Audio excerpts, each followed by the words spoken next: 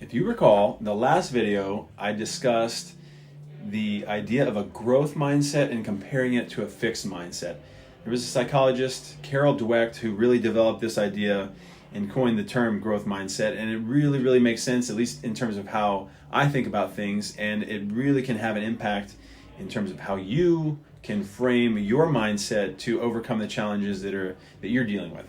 In today's video, I want to talk about comparing a fixed versus growth mindset, so you can have an understanding of, if I've got a fixed mindset, we know that you can migrate toward a more open-minded, growth-oriented mindset, and that's what I want to juxtapose for you. So the first thing is that if you have a fixed mindset, when you come across challenges, you are going to avoid them. It's just the natural way in which you're going to deal with that if your mindset is fixed and you feel like things can't change. If you've got a growth-oriented mindset, you're going to face challenges head on and welcome those challenges. If you come across an obstacle and you've got a fixed mindset, you're going to give up easily. But if you've got a growth-oriented mindset, you're going to persist in the face of those setbacks and want to keep pushing through. Let's talk about effort. If you've got a fixed mindset, you're going to see effort as fruitless, or even something worse, like it's going to be detrimental to you because, again, what's the point?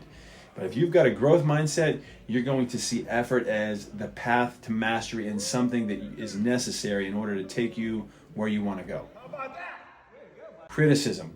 If you've got a fixed mindset, you're going to resist useful negative feedback.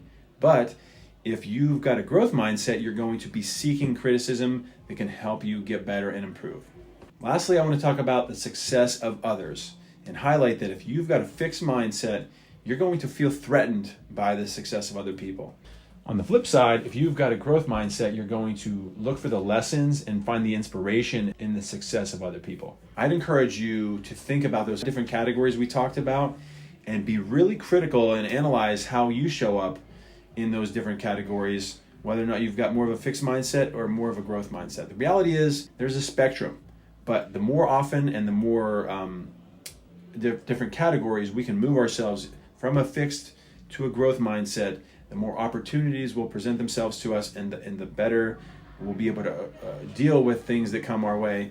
And certainly we know that how you think will affect your physical well-being. We know this is true, and that's why we find this to be a really important topic, and we want to continue to develop it. So stay tuned for the next video. We're going to keep talking about this.